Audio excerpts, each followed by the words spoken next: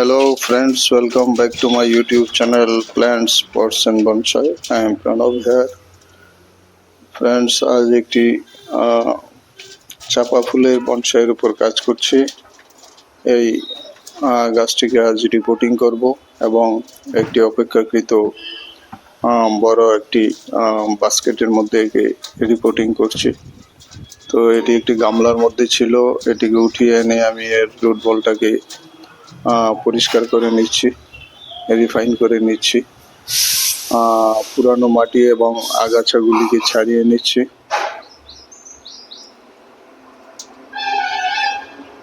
এই গাছটি 4-5 বছর হবে এর বয়স।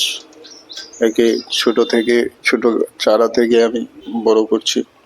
তো একটি গামলার মধ্যে ছিল, এখন এটিকে আরো অপেক্ষাকৃত একটি বড় বাস্কেটের মধ্যে একে রিপোর্টিং করব, যেন গাছটি আরো দ্রুত তাড়াতাড়ি এটি পরিণত হয়।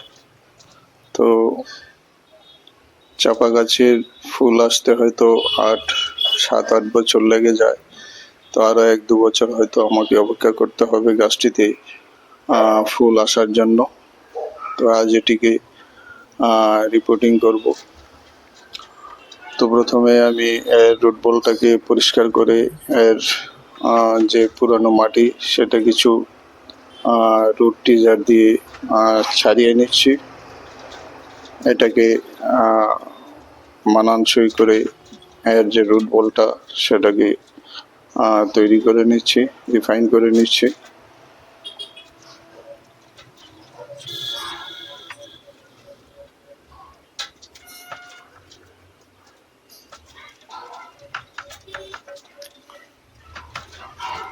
চাপা গাছের কাঠ খুব দামি, তবে বহু বছর লাগে এর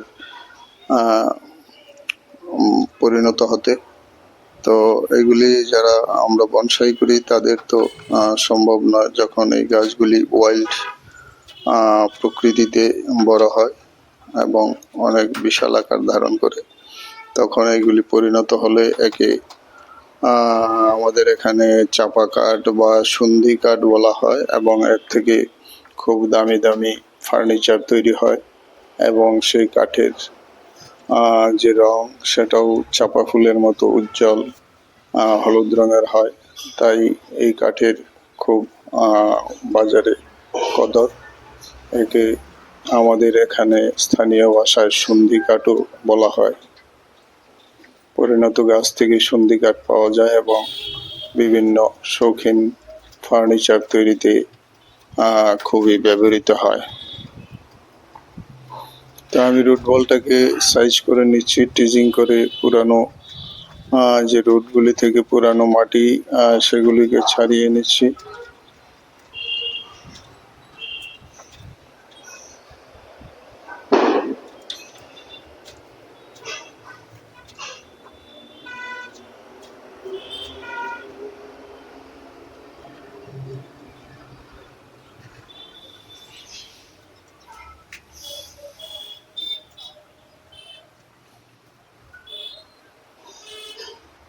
এখন সরু রুটগুলিকে একটু প্রুনিং করে নেব, যাকে বলে রুট প্রুনিং।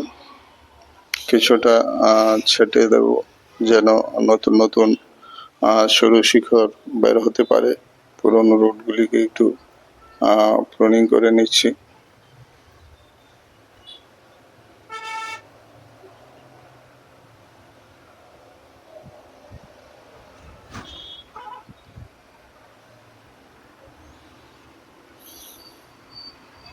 এমনিতে চাপা থেকে বনসাই করা খুব একটা আদর্শ গাছ নয়, কারণ এর পাতাগুলি বড় বড় পাতার গাছ হয় এবং এর ডালপালার যে ফরমেশন থাকে সেটাও বনসাইয়ের জন্য ততটা উপযোগী নয়।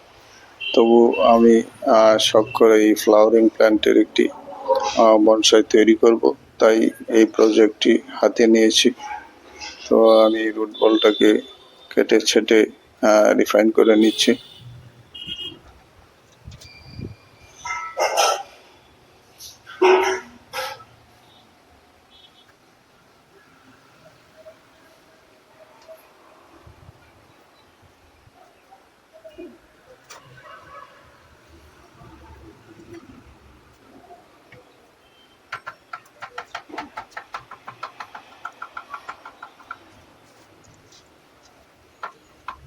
গাছটির একটি সুন্দর রুট বল তৈরি হয়েছে।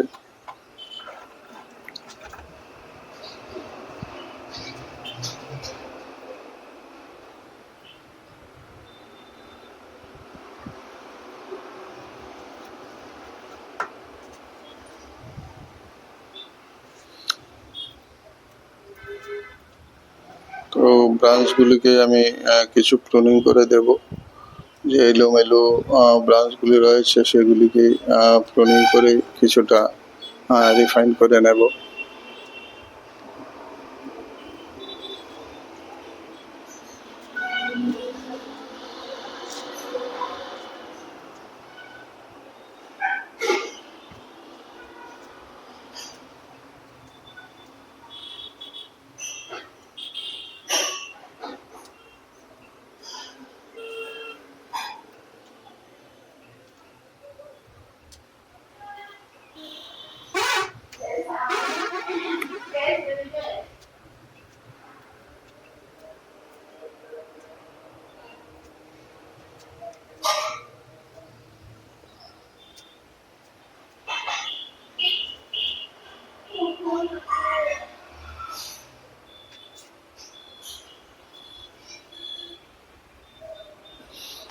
গাছটি যখন আরো কিছু পরিণত হবে তখন আরো কিছু ব্রাঞ্চকে আমি স্যাক্রিফাইস করে এটিকে একটি বনসাইয়ের রূপ দেবার চেষ্টা করব।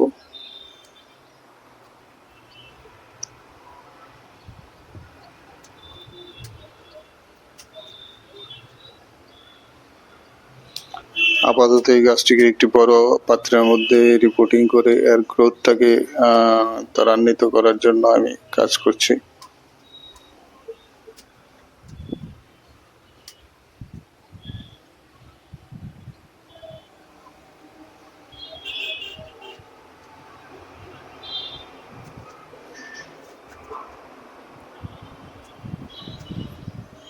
তো এইভাবে গাছটিকে আমি রিপোর্টিং এর জন্য তৈরি করে নিলাম। এখন এই যে বাস্কেট রয়েছে, প্লাস্টিকের বড় বাস্কেটেতে আমি পটিং সয়েল দিয়ে নিয়েছি এবং গাছটিকে বসিয়ে নিলাম।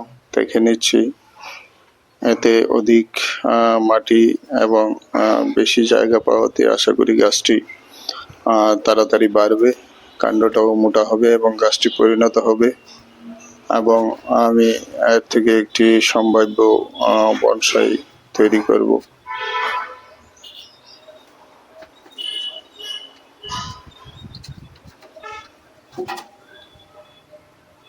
গাছটি যখন পরিণত হয়ে যাবে এবং ছোট একটি এই ধরনের বনসাই গাছে যখন ফুল আসবে তো অবশ্যই দেখতে খুব সুন্দর এবং দৃষ্টিনন্দন হবে। তো আমি কিছু দানা সার প্রয়োগ করে নিচ্ছি পটের পাত্রের মাটিতে, তারপরে আরো কিছু পটিং সয়েল দিয়ে দেবো এর উপরে।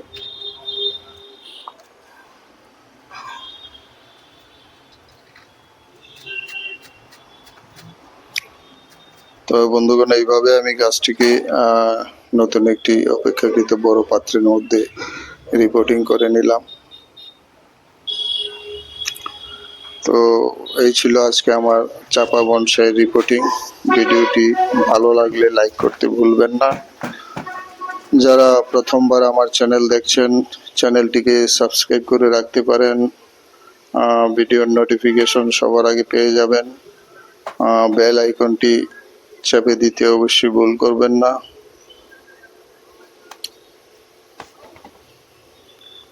তো একে বাইরে নিয়ে আমি পর্যাপ্ত জল দিয়ে দেব। ভিডিওটি এখানেই শেষ করলাম। নমস্কার।